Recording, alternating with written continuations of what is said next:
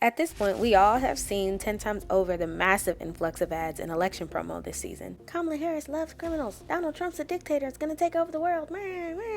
Just about a month ago, there probably would have been like 10 election ads on this very video. But did you ever wonder how much it costed to run those 50 gazillion ads a day?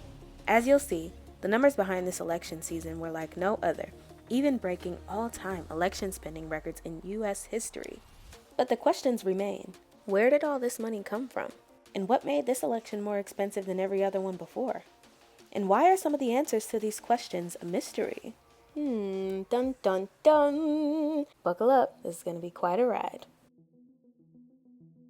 Starting off with some single statistics. Alright folks, brace yourselves. A whopping $16 billion, capital B, was approximately spent on this election, and about $10 billion on ads, which is a record for how much money was ever spent on ads during any election season ever. Clutches pearls. For reference, this chart shows almost $1 billion difference in overall spending from the 2020 election cycle. Democrats have outspent Republicans, but not by much, at $5 billion to $4.1 billion.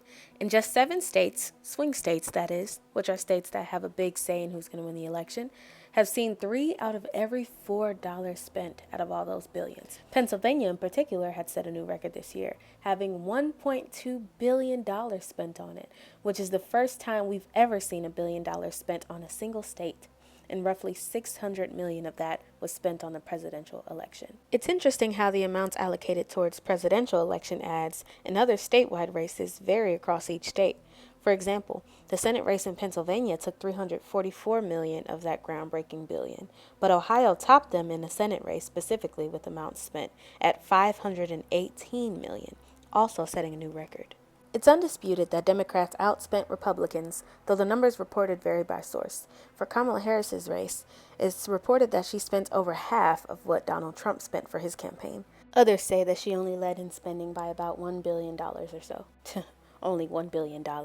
Oh, the things you say when talking about the United States and money. One of, if not the biggest source of a lot of Kamala's campaign funding came via grassroots donations, which are smaller donations from smaller and kind of more local/personal groups of people, or even individuals like you and me. The sudden announcement of her candidacy after Grandfather Biden dropped out gave many a new incentive to participate substantially in the race. Donald Trump's campaign was funded a little bit differently, with the bulk of his funding coming from larger donors, such as Elon Musk, as many know, with a donation of a whopping $119 million.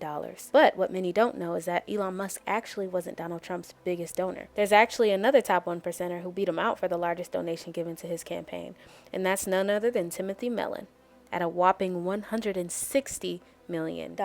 Who would have thought someone could top Mr. Musk himself? Both campaigns had their share of mega donors and donations from the little guys. But you might be wondering, hey Today TV, the numbers on these screenshots alone don't account for all the billions spent. Where's the rest coming from?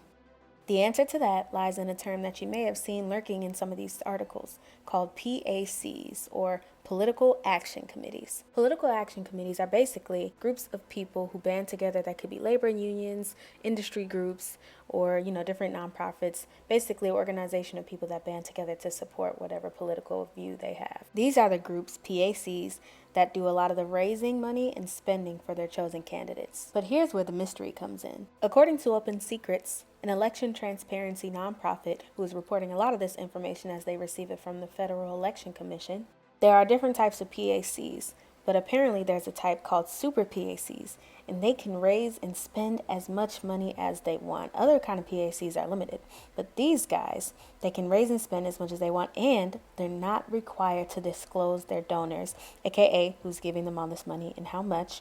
They're not required to report that to the FEC. That's that Federal Election Commission I mentioned earlier. What this means is, while there are some PACs who are required to be transparent about how much money they're making and how much money they're getting from these mega donors, there are others and other PACs, other companies, and other people who aren't required to disclose a thing. Welcome, my friends, to the concept of dark money. As you may have already deduced by now, dark money is the term that was coined to describe the amounts of money that are given to these campaigns from which we can't tell where they came from. Surprise, surprise, while most of us probably aren't shocked that the federal government doesn't regulate certain groups of people and how much money they can fund towards their political agendas, there is still a certain amount of intrigue behind who's really paying for all of the ads and all of the political propaganda that we saw on a day-to-day, week-to-week, month-to-month basis. While we have some insight into where a lot of this mega money comes from, information about the rest, my friends, will likely remain a mystery kept by the dark money mega groups themselves for the foreseeable future, or at least until we at Today TV go further down the rabbit hole. If nothing else, it seems as though overall, people, both individual groups of people and groups of people such as unions, organizations, and the like, have overall become more passionate about pushing money behind these elections in recent years, as even the political action committees, the PACs, themselves, even though they've existed for a long time, they've increased their spending more than 8 times from the year 2008 to 2020. What do you think has caused the influx of money being put towards elections? Let us know in the comments. Thankfully, now you can relax because the election's over, so no more ads for us, and so is this video. Thanks for watching Today TV, your place for current events with a little humor. Until next time.